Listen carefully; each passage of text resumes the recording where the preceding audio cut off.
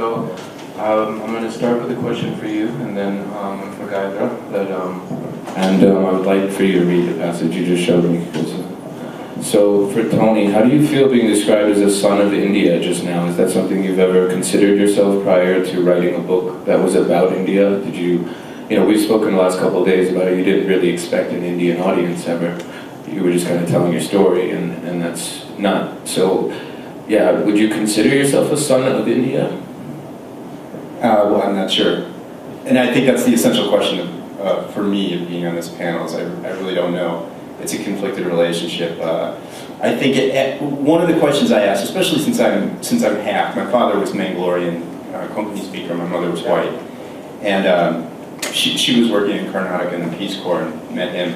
In any case, the question I was asked in my teen years, and the first times I came to India, was if I liked India.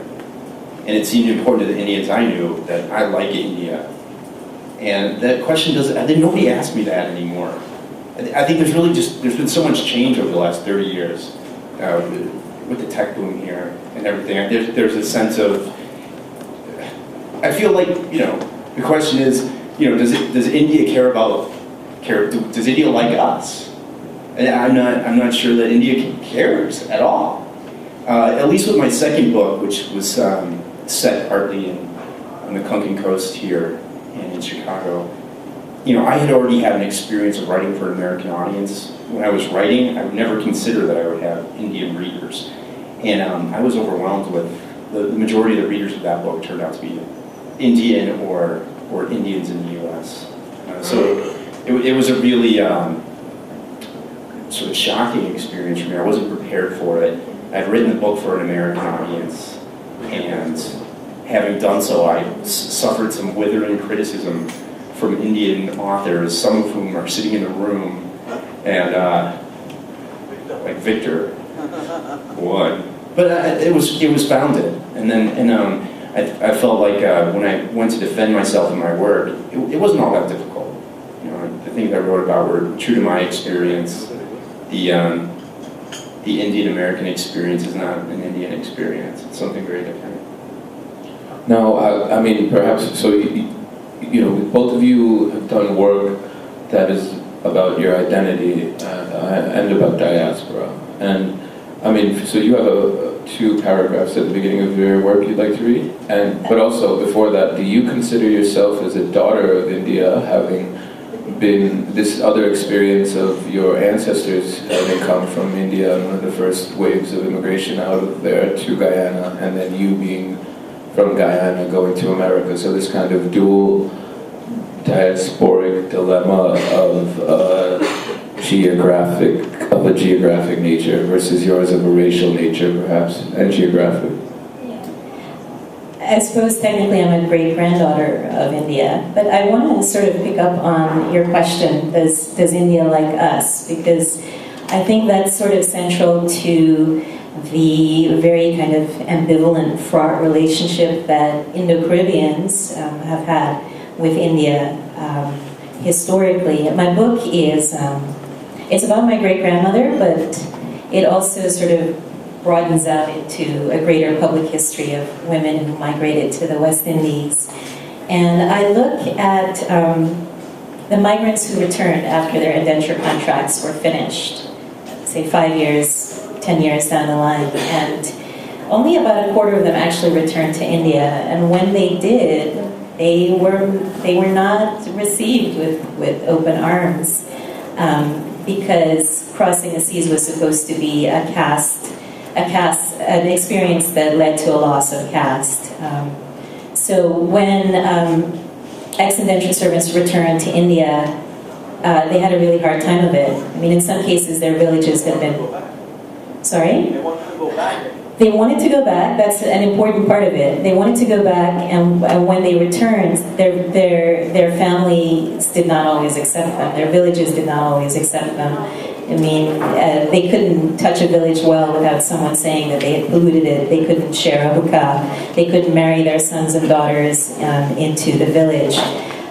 So it comes back to this idea of, does India like us? And historically, I mean, there has been ample evidence that India is not so sure that it likes us. So should I read the two passages? Well, I was just going to quickly before that. Do you want India to like us? Like in a certain way, I want India to not care about the West and do their own thing. But that's my own little thing. But coming from within this community shaped by indenture, there's a really intense need, I feel, to be embraced by India. And that partly this is shaped by the experience of racism in the Caribbean, of Black Indian tensions in the various countries, Guyana, especially Trinidad as well, but especially Guyana, which is where I was born. I want to share a story with another story from the book. There was a con artist at work in late 19th century Guyana. His name was Lal Singh. And what he would do is whenever new indentured migrants came, he would try to sell them on this idea that they could walk back to India. They could walk from South America to South Asia. And he said, basically, you just walk for a few days in the forest, you'll come to a mountain. On the other side of the mountain, there will be a road leading to India. And, waves of people bought it. He took their money and he ran off with it. And they were just kind of stranded in the middle of nowhere.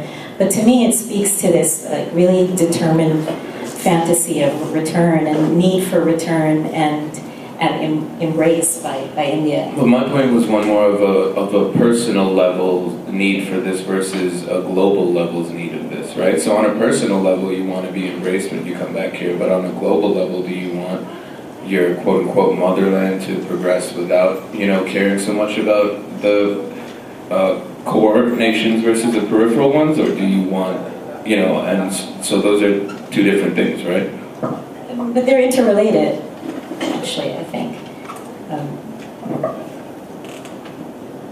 I'd like to speak to that because the three of us had a conversation yesterday where we were sharing our experiences of racism in the U.S., which we all experienced, and I think on intense levels, and that's where we connected in our conversation. And even me as a half Indian, half white, the level of racism because of where I grew up was intense. So when I write about India, when I write about my family's leaving Mangalore in 1970, and also we talked about how the diaspora communities are time capsules. My family left India in 1970, and they still live in India in 1970.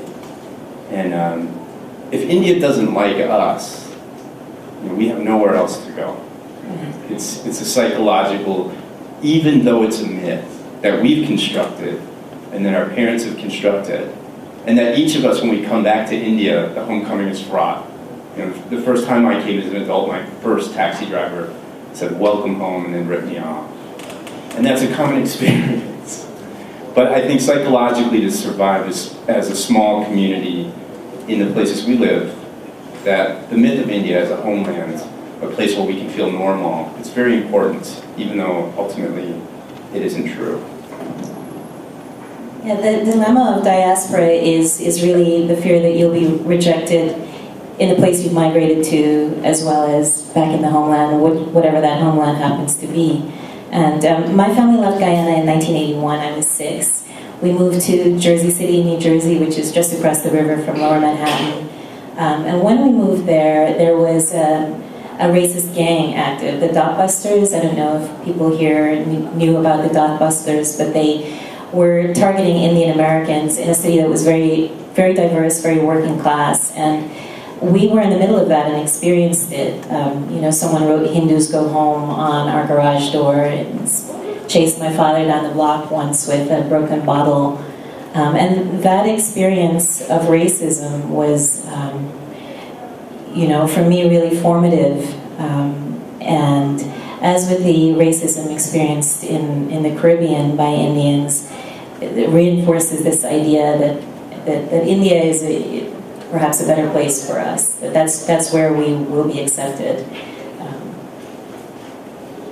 Did you want me to? Yeah.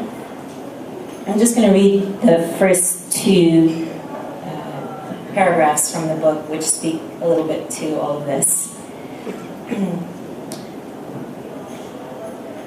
On 7 November 1981, my family left our village, which sits along a creek surrounded by sugarcane, which grows in grids cut by canals, which crisscross the coastline, which sinks below sea level in a wet and muddy corner of South America. In the picture we took to mark the moment, we stand in the front yard of the house my grandfather built, the house I grew up in, a house raised on artificial wooden legs like all the rest. In the photo, everyone looks annoyed. My mother, in bell-bottoms, holding my baby sister, appears to pout. My father, in sideburns, his arm hanging over my mother's shoulder, looks cross. His eyebrows are knit. Mine are too. They counter the optimism of my kiskety-colored dress and matching ponytail holders, blinding balls of yellow. I wonder what was wrong. Why do we look so displeased? Was the sun in our eyes? Were there packages from neighbors intended for sons somewhere in America, waiting to be stuffed somehow into our suitcases? My grandmothers, flanking us, neither headed for America just yet, seemed content enough. Maybe we weren't looking forward to the long journey ahead, over the Kanji Creek Bridge by car, across the fat, pulsing Berbice River by ferry, through even more geometric fields of cane to our country's capital, and then, finally, across ear-ringing skies on our first plane ride ever, a Guyana Airways flight to New York City. Into the house in the picture, electricity had just come, but there was no phone or indoor toilet. Almost 7, old enough to have memories of Guyana and young enough to be severed in two by the act of leaving it. Emigrating was like stepping into a magician's box. The sawing in half was just a trick. In time, limbs and coherence would be restored, and a whole, intact self sent back into the audience. But at my age, unformed and impressionable, I didn't know that. All I knew was that everything seemed to split apart. Time became twofold, divided into the era BA, or before America, and the one after it, after 7th November 1981. It's also sundered, torn slowly and excruciatingly into two conflicting realms, inside and out. Cool. I read it because I thought it spoke a little bit to the duality we were talking about. So one of the things that I think about a lot is dualities in diaspora. I mean, mine being American and Indian, and then to a certain extent being like my parents being products of partition, my grandparents being refugees, this Pakistani, Punjabi, Hindu diaspora and partition, and then this second movement. And with you, there's from India to Guyana, from Guyana to New York, and with you, it's geographic in a way with your parent. Well, it's multiple layers again with your mother moving to India, then moving back to America, and your father moving from India to America, and then a racial diaspora, if you will, or identity and race complexity. So, how can you talk about diaspora when it's, well, I mean, how, you know, it's a much more complex thing than people realize for us, and then we come here and people are like, what's wrong with you? Like, it's not that big a deal. And how, and another thing being, your work is about your identity. It's not just about diaspora. It's academic, but it's also personal, yours. And yours is extremely personal as well. So like, how do you balance the complexities of diaspora in your identity? How do you put that in your work? How do you put yourself in your work without, well, just those two. How do you deal with the complexities of diaspora, those dualities, and how do you try to maybe simplify those things so on a daily level you don't go crazy? Does that make sense? You know, I know I just ran in a couple circles. It makes sense. I mean, it's the essential question. So I think in my experience of writing, sometimes about India, mostly writing for an American audience and mostly writing from a white point of view. But in my second book, I wrote from who I am, which is a mixed race person, from a very specific community within India, Konkani speakers, and then within that community, the different dialects of it. I think the last session I went to was this man who invented thumbs up and whistlery, and these amazing brands. He spoke about Pepsi coming to New Delhi for the first time and paying for a billboard that said, "We are here." So that's typical American attitude, I think. Pepsi arrives and says, "We are here." And his attitude was revealing of the Indian side. He said, "Who cares? Who cares?" And I think ultimately that's the most workable attitude for me. Is I don't care. I mean, ultimately, I get a nasty letter from Victor saying people in Goa do not speak the same language as Catholics from Bangalore. And he's right. And at the same time, you know, I don't care. You know, I have my story to tell. And I think it's the only way forward. If I was continuously having to answer this question from my aunties in India, do you like India? You know, are you proud of your skin color? And things like this. And that was important at the time. Or for me now to say, does India like me? I really don't care. I'm honored to be here, believe me. It really is an honor for me and for my whole family. But I mean, identity is such a personal question. I'm proud of the things that I have inherited from India. Am I Indian? I mean, I have no idea. I don't think I'll ever be able to answer that question. So this is actually my 4th trip to India ever. The first time I came was about a decade ago, and it was extremely emotional, that first trip. I almost literally couldn't get out of my seat when the plane landed.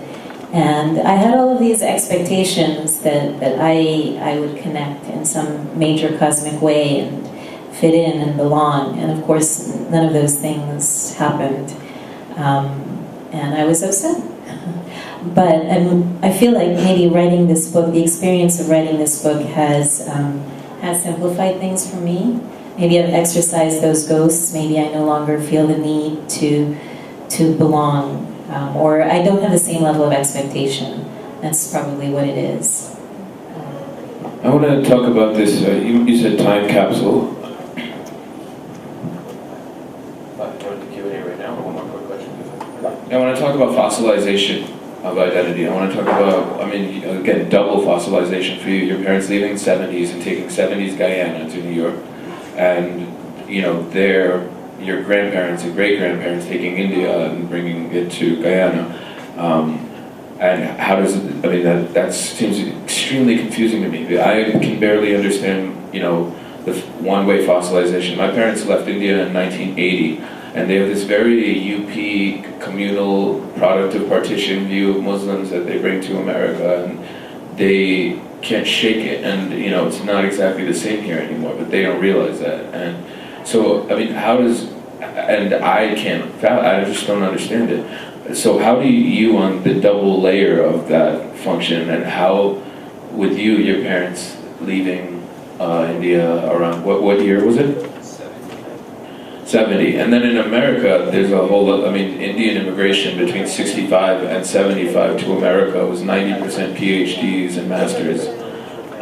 So that's a whole, then there's a class thing there, where the first Indians in America from India were of a certain class, and then later there was the Family Reunification Act in 75, and that's when family members could come. So, I mean, did you see a difference, one question for you, did you see a difference with the Indians that came after your parents here, or after your dad, or you didn't even think about it in those terms because you are? We absolutely did. My family were the educated class. They went to the States and were able to get white-collar jobs, and when the Patels came from Gujarat and bought them motels, they were horrified, absolutely horrified. It was terribly embarrassing for them. The Patels made no effort to assimilate from their point of view, when all that the Mangaloreans did was try to assimilate, and did so from their point of view successfully. You know, I think, you know, I'm sitting here because I write.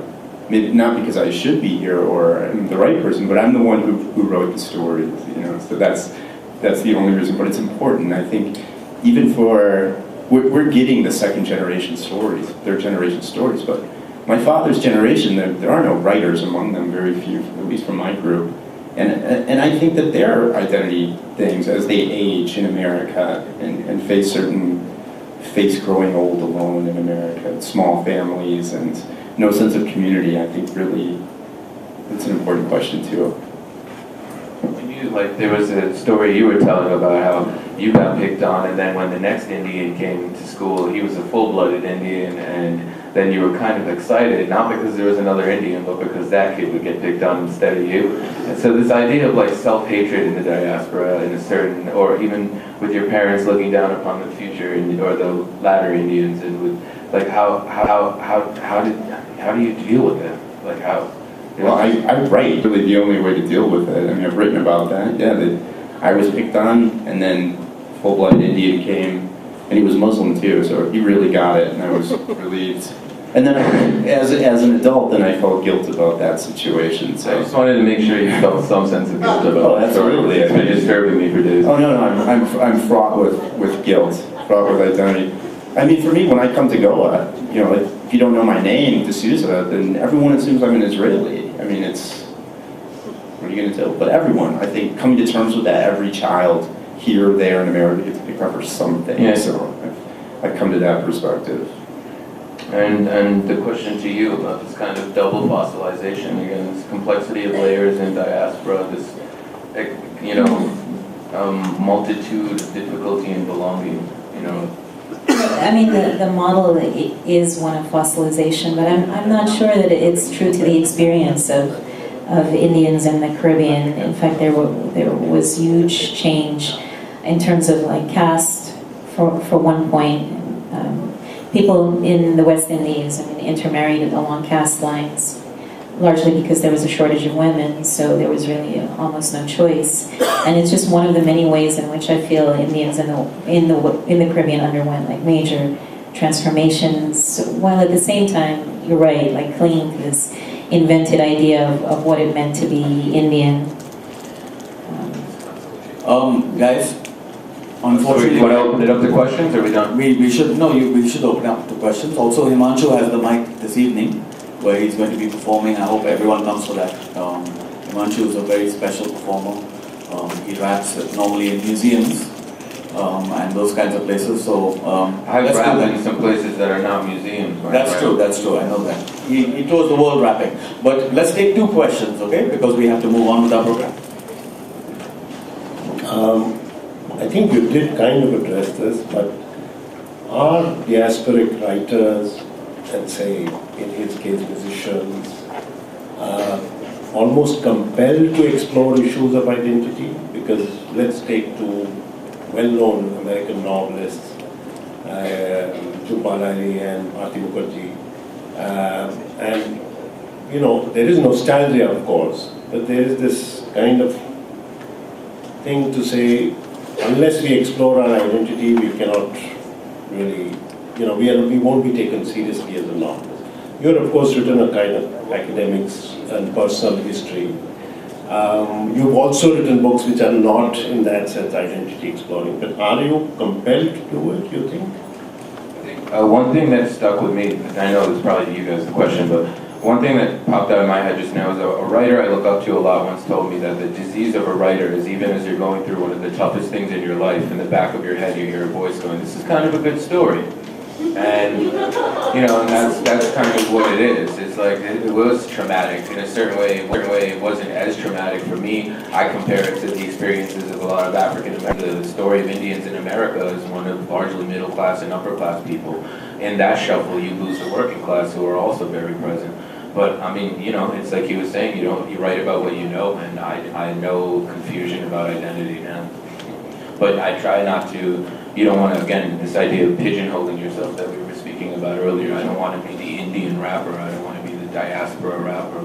So you try to, you know, and identity is far more complicated than just race or religion. There's so many different parts of it. So, you know, like they both talked about writing is therapeutic for dealing with their identity. You write about it, that's what you do. And for her to write about her book and kind of come to terms with it. So, you know, it's you put that energy out there, you see what comes back, and it's that push and pull that is creation. And sometimes it's a necessity. We were also talking about marginalization and whether it's necessary to create, whether it helps creation, which you and I disagree on. I feel like That was the second question, by the way. So if you don't mind, sorry. please both answer it. This is the most wonderful conversation. I'll do it briefly. Please. Yeah, I think the diasporic dilemma is also the diasporic opportunity because, I was compelled to write about immigration, and not just in this book, but I was a newspaper reporter. I covered immigration for 10 years for various newspapers, and I did that because of an inner compulsion. I don't know if you were asking about market compulsions. I don't feel. Yeah, I don't feel like I'm forced to write about these issues. In fact, I think it's often a really hard sell to editors, to newspaper editors or publishing houses. So, and the compulsion is more within. Not that everyone has to live in this territory, because maybe that's not the creative space for them. I think I've always thought of myself as a half-breed. So as a half-breed, it took a long time to feel any authority, any right to write about Indian issues. And then as an adult, I just did it. I think for the diaspora in the States, one of the things we do share with the motherland, I think, is that you have someone with Punjabi roots and someone with, I don't even know, Guyanese and Mangalorean, and so we have to deal with that when we're lumped together too, in the same way that anyone from the subcontinent of Tamil has to deal with it. Be called the same thing. I think the question in the beginning was, does India like us or want us? I think OCI and the sort of different levels of citizenship that are offered to us now have been interesting. Some people are taking advantage of it, but one thing is, like, my father was born just outside Mangalore, and I can document that. So OCI is available to me, and it's also available to my children, to my blonde-haired son, whose name is Rohan D'Souza. So a Hindu name and a Catholic surname, Portuguese surname. He can become an OCI citizen of India, but she cannot. Is that true? I could apply for a PIO card, a person of Indian origin card, because the criteria is a great-grandparent, and I've definitely documented a great-grandparent here. But I don't feel the need for it. What an amazingly interesting conversation. I hope you continue it. These dilemmas are extremely powerful. I liked the word that Tony's thrown in again and again, which is motherland, which is something that we've been contesting here, right? We had this conversation about Assam, we've had this conversation about Kashmir, and continually, of course, the Goan position, which we've also talked about. It's a very difficult. We have Cyril Almeida from Pakistan here, who's made his first trip to Goa, and he represents Pakistani nationalism. I mean, we have a very, very interesting kind of series of questions to continue to explore, and I hope we continue to do that. Please continue your conversation out on the lawns or inside in the back of the room quietly. But we have another session now which we are going to ask questions exactly like that. Thank you so much. Thank you. For a wonderful session.